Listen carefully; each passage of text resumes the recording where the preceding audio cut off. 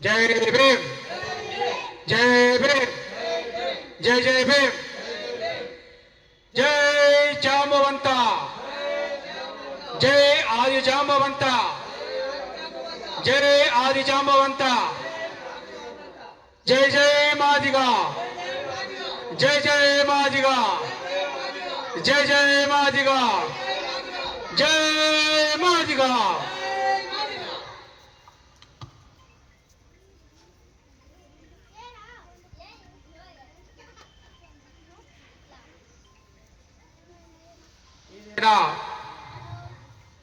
ನಮ್ಮ ಮಾದಿಗ ಸಮಾಜದ ಮಹಾತ್ಮರಾದಂಥ ಆದಿ ಜಾಂಬವರ ಜಯಂತಿ ಸಂಕ್ರಾಂತಿಯ ದಿವಸ ನಮ್ಮ ಆದಿ ಜಾಂಬವರ ಜಯಂತಿ. ಆದಿ ಜಾಂಬವರು ಈ ಭೂಮಂಡಲದಲ್ಲಿ ಭೂಮಿಯೇ ಇಲ್ಲದಂತ ಸಮಯದಲ್ಲಿ ಪರಬ್ರಹ್ಮ ಸ್ವರೂಪನು ತನ್ನ ಕಣ್ಣಿನ ನೀರಿನಿಂದ ಮೊಟ್ಟ ಮೊದಲು ಜನ್ಮ ತಾಳಿದಂತ ಮಹಾಪುರುಷ ಆದಿ ಜಾಂಬವಂತ. ಆದಿ ಜಾಂಬವಂತರು ತಾವರೆ ಎಲೆಯ ಮೇಲೆ ಜನ್ಮ ತಾಳ್ತಾರೆ. ಆಗ ಒಬ್ಬ ಮಹಾತ್ಮ ನಮ್ಮ ಆದಿ ಜಾಂಬವಂತರು ಈ ದೇಶಕ್ಕೆ ಈ ಭೂಮಿಗೆ ಮೊಟ್ಟ ಮೊದಲು ಮನುಷ್ಯ ಆದಿ ಅಂದರೆ ಅಂತ್ಯ ಇಲ್ಲ, ಹಾಗೂ ಅವರು ಹುಟ್ಟು ಸಾವು ಅನ್ನುವುದು ಈ ಭೂಮಂಡಲದಲ್ಲಿ ಮೊಟ್ಟ ಮೊದಲು ಆದಿ ಜಾಂಬವ. ಆದಿ ಜಾಂಬವ ಹುಟ್ಟಿದ 60 ತಿಂಗಳಲ್ಲಿ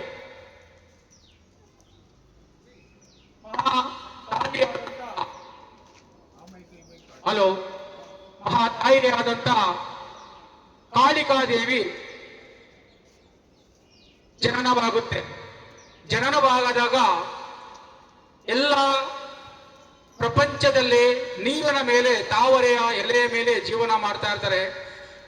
ಆಗ ಮಹಾತ್ಮ ನಮ್ಮ ಆದಿ ಜಾಂಬವಂತರು ನಾವು ಸಂತಾನ ಆಗಬೇಕಂತ ಹೇಳ್ಬಿಟ್ಟು ನಮ್ಮ ದುರ್ಗಾ ದೇವಿ ಹಾಗೂ ನಾವು ಕಾಳಿ ಅಂತ ಈಗ ಹೇಳ್ತೀವಿ, ಆ ಆದಿಶಕ್ತಿ ಜಾಂಬವತ್ರ ಹೋಗ್ಬಿಟ್ಟು ಕೇಳ್ತಾರೆ, ನಾವು ಮನುಷ್ಯ ಜನ್ಮದ ಸಂತಾನ ಆಗಬೇಕಂತ ಕೇಳಿದಾಗ ಆದಿ ಜಾಂಬವರು ಹೇಳ್ತಾರೆ, ಅಮ್ಮ ನೀನು ನನ್ನ ಸೋದರಿ, ನಾವು ಆ ರೀತಿ ನಾವು ಸಮೃದ್ಧಿ ಮಾಡೋದಕ್ಕೆ ಆಗೋದಿಲ್ಲ, ಅದಕ್ಕೋಸ್ಕರ ನಾವು ಮತ್ತೆ ಪರಬ್ರಹ್ಮನ ಸ್ತೋತ್ರ ಮಾಡೋಣ ಅಂತಾರೆ. ಆಗ ಪರಬ್ರಹ್ಮ ತನ್ನ ಒಂದು ದಿವ್ಯ ಶಕ್ತಿಯಿಂದ 2 ನವಿಲುಗಳನ್ನು ಸೃಷ್ಟಿ ಮಾಡುತ್ತಾರೆ. ಆ 2 ನವಿಲುಗಳಲ್ಲಿ 2 ನವಿಲುಗಳು ನೃತ್ಯ ಮಾಡುವಾಗ ಅದು ಬಂದು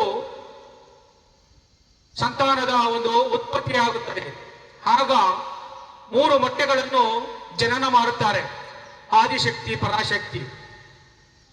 ಆ 3 ಮೊಟ್ಟೆಗಳಲ್ಲಿ ಜನನವಾಗುವುದೇ ಬ್ರಹ್ಮ, ವಿಷ್ಣು, ಮಹೇಶ್ವರ. ಈ ರೀತಿ ಬ್ರಹ್ಮ, ವಿಷ್ಣು, ಮಹೇಶ್ವರ ಜನನವಾದಾಗ ಮಹೇಶ್ವರನಿಗೆ ಆದಿಶಕ್ತಿ ಸಂತಾನ ಆಗಬೇಕು, ನಾನು ನಿನ್ನ ಮೋಹಿಸ್ತಿದ್ದೀನಿ ಎಂದಾಗ ಆಗ ಪರಮೇಶ್ವರ ಅಮ್ಮ ನೀನು ನನಗೆ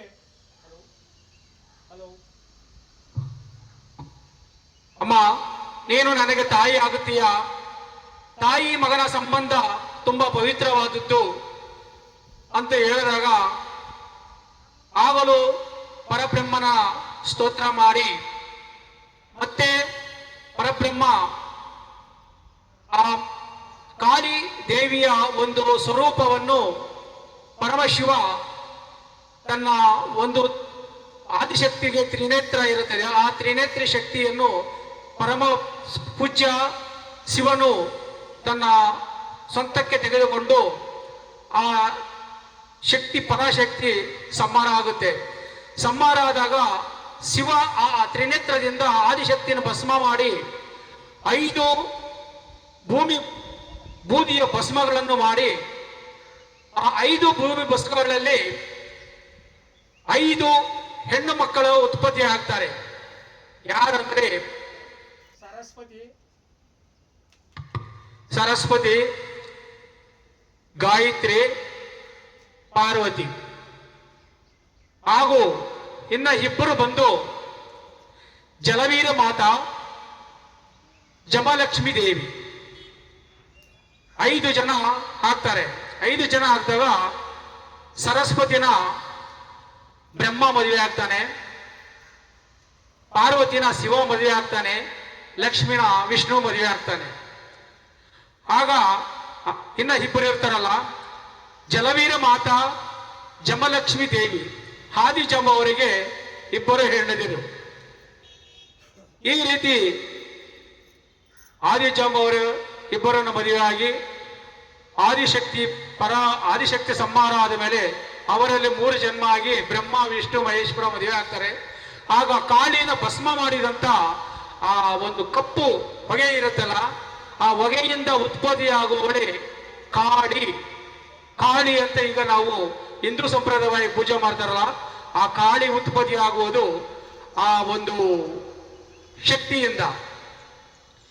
ಈ ರೀತಿ ಆದಿಜಾಂಬವರು ಅಂತ್ಯನೇ ಇಲ್ಲದಂತ ಸಮಯದಲ್ಲಿ ಉತ್ಪತ್ತಿ ಆದಂಥವರು. ಆದಿಜಾಂಬವರು 18 ಯುಗಗಳನ್ನು ಕಂಡಂತ ಮಹಾಪುರುಷ.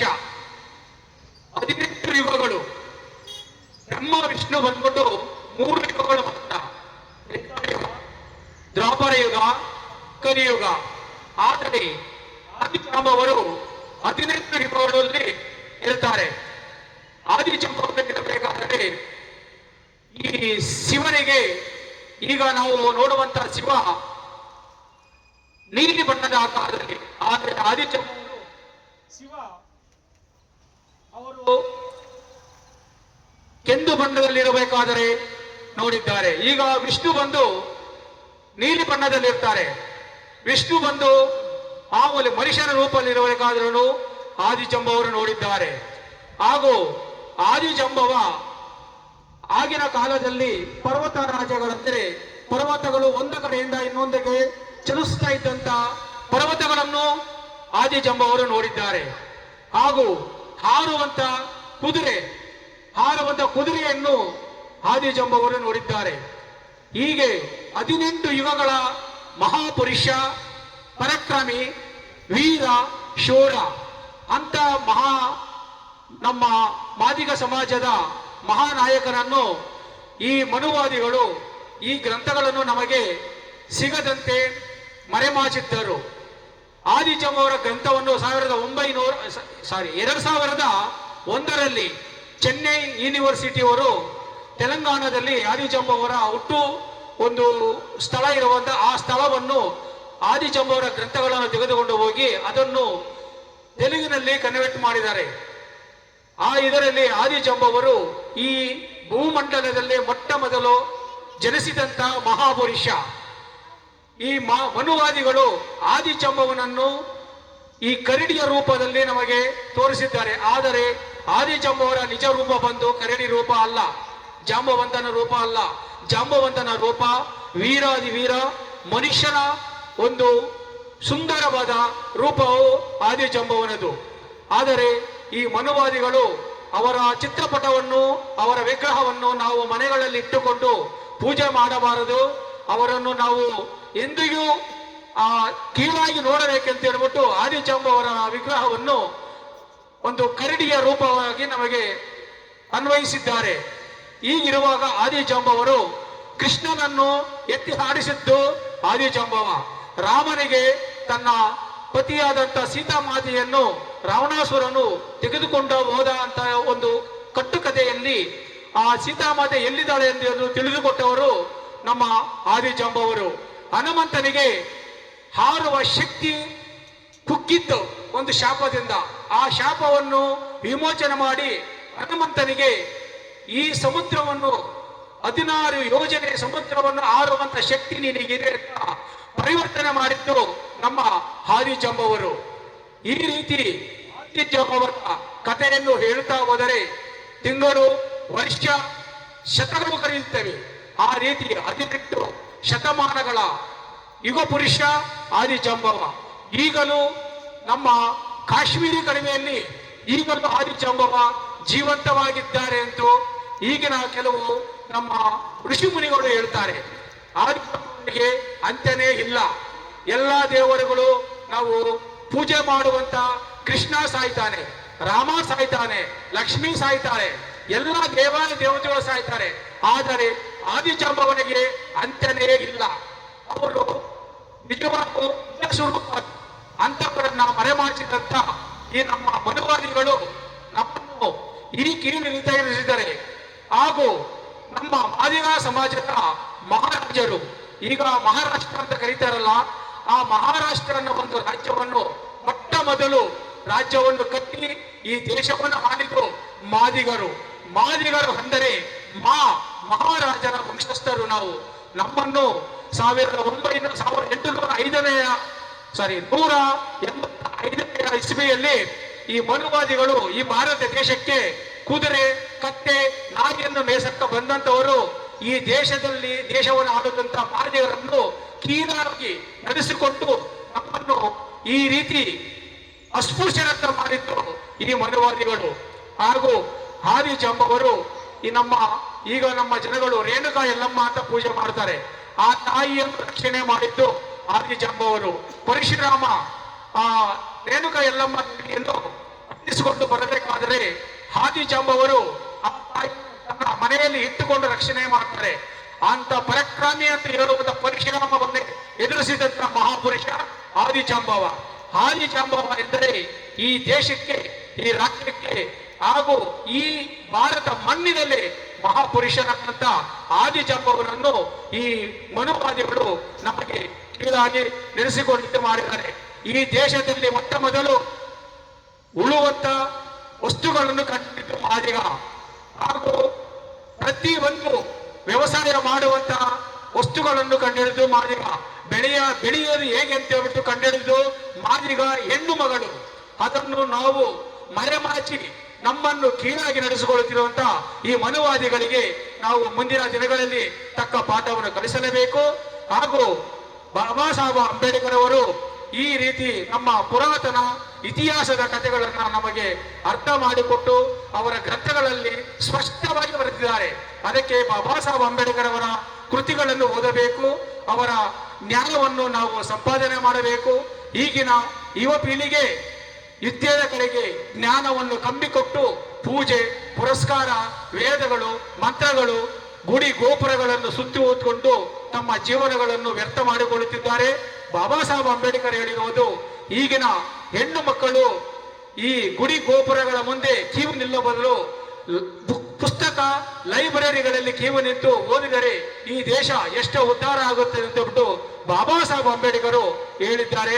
ಈ ರೀತಿ ನಮಗೆ ಸಂವಿಧಾನ ಹಾಗೂ ಸಮಾನವಾದ ಹಕ್ಕು, ಗೌರವ ಕೊಟ್ಟಂತ ಬಾಬಾ ಸಾಹೇಬ್ ಅಂಬೇಡ್ಕರನ್ನ ನೆನೆಯುತ್ತಾ ಈ ದಿನ ಮೇಸ್ತ್ರಿಪಾಳ್ಯದಲ್ಲಿ ಸಮಸ್ತ ನಾಗರಿಕರು ಹಾಗೂ ಪುಟ್ಟ ಮಕ್ಕಳು, ಇಂದಿನ ಮಕ್ಕಳೇ ನಾಳಿನ ಪ್ರಜೆಗಳು ಅಂತ ನಮ್ಮ ಹಿರಿಯರು ಹೇಳಿದ್ದಾರೆ. ಆ ರೀತಿ ಮಕ್ಕಳೇ ಬಂದು ಈ ಕಾರ್ಯಕ್ರಮವನ್ನು ಯಶಸ್ವಿಯಾಗಿ ನಡೆಸಿಕೊಡುತ್ತಿದ್ದಾರೆ. ಹಾಗೂ ನಮ್ಮ ಕರ್ನಾಟಕ ರಿಪಬ್ಲಿಕನ್ ಸೇನೆ ಹಾಗೂ ಸಮತಾ ಸೇನಾ ದಳದ ಮೇಷರ್ ಶ್ರೀನಿವಾಸು ಹಾಗೂ ಕರ್ನಾಟಕ ರಿಪಬ್ಲಿಕನ್ ಸೇನೆ ಗುಳ್ಳು ಮುನಿಯಪ್ಪ ಹಾಗೂ ನರಸಿಂಹ, ಸುನಂದ, ವಾಸು, ಲೋಕೇಶ್, ರಾಜು, ರಾಮಕೃಷ್ಣ ಹಾಗೂ ಪುಟ್ಟ ಮಕ್ಕಳು ಎಲ್ಲರೂ ಬಂದು ನಮ್ಮ ಮಾದಿಗ ಸಮಾಜದ ಮಹಾಪುರುಷನಾದಂಥ ಆದಿಜಾಂಬವರ ಜಯಂತಿಯನ್ನು ವಿಜೃಂಭಣೆಯಿಂದ ಆಚರಿಸಿದ್ದಾರೆ. ಎಲ್ಲರಿಗೂ ಧನ್ಯವಾದ. ಎಲ್ಲರಿಗೂ ಪ್ರಸಾದ ಇದೆ, ಸ್ವೀಕರಿಸಿಕೊಂಡು ಹೋಗಿ. ಹಾಗೂ ಪುಟ್ಟ ಮಕ್ಕಳಿಗೆ ನಮ್ಮ ರಾಮಕೃಷ್ಣ ನೋಟ್ ಪುಸ್ತಕಗಳನ್ನು ಕೊಟ್ಟಿದ್ದಾರೆ, ಅದನ್ನು ವಿತರಣೆ ಮಾಡ್ತಾರೆ. ದಯವಿಟ್ಟು ಎಲ್ಲರೂ ಮಕ್ಕಳು ತೆಗೆದುಕೊಂಡು ಈಗ ಎಲ್ಲರಿಗೂ ಪ್ರಸಾದದ ಕಾರ್ಯಕ್ರಮ ಇದೆ, ಎಲ್ಲ ಪ್ರಸಾದ ತೆಗೆದುಕೊಂಡು ಹೋಗ್ಬೇಕೆಂದು ಮನವಿ ಮಾಡಿಕೊಂಡಿದ್ದೇನೆ. ಜೈ ಜೈ ಮಾದಿಗ, ಜೈ ಜೈ ಮಾದಿಗ, ಜೈ ಜೈ ಮಾದಿಗ, ಜೈ ಆದಿಜಾಂಬವ, ಜೈ ಆದಿಜಾಂಬವ, ಜೈ ಆದಿಜಾಂಬವ.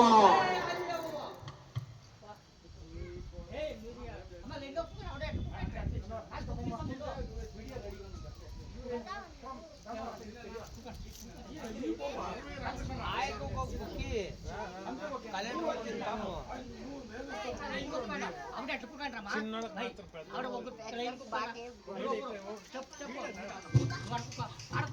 ಎಲ್ಲ ಮಕ್ಕಳು ಅಲ್ಲೇ ಲೈನ್ ಆಗಿ ಕುತ್ಕೊಳ್ಳಿ, ಕುತ್ಕೊಳ್ಳಿ ಕುತ್ಕೊಳ್ಳಿ ಲೈನ್ ಕುತ್ಕೊಳ್ಳಿ ಕುತ್ಕೊಳ್ಳಿ, ಅಲ್ಲೇ ಕೊಡ್ತಾರೆ ಕುತ್ಕೊಳ್ಳಿ, ಪಠ್ಯ ಪುಸ್ತಕ ಕೊಡ್ತಾರೆ ಅಲ್ಲೇ ಕುತ್ಕೊಳ್ಳಿ ಕುತ್ಕೊಳ್ಳಿ. ಜೈ ಭೀಮ್. ಸಿನ್ ಬನ್ನಿ ಕೊಡಿ, ಹಂಗೆ ಕೊಡಿ ಕೊಡಿ, ಒಂದೊಂದೇ ಕೊಡಿ.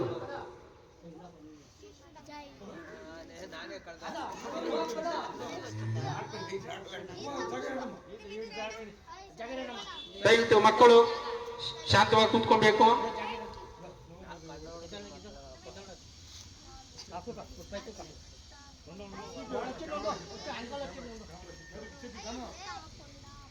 ಎಲ್ಲ ಮಕ್ಕಳು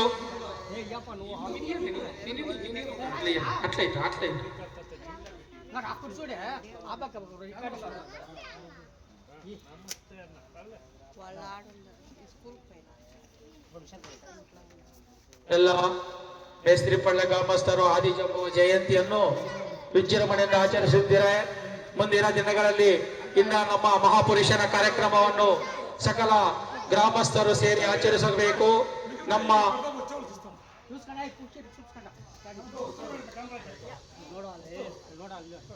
ಜೈ ಭೀಮ್, ಜೈ ಭೀಮ್, ಜೈ ಜೈ ಜೈ ಭೀಮ್, ಜೈ ಆದಿಜಾಂಬವಂತ, ಜೈ ಆದಿಜಾಂಬವಂತ, ಜೈ ಜೈ ಆದಿಜಾಂಬವಂತ.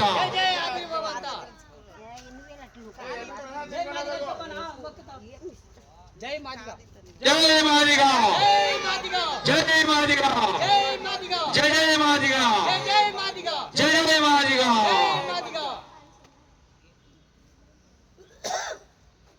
ಫೋಟೋ ಕೊಡ್ತಾರೆ.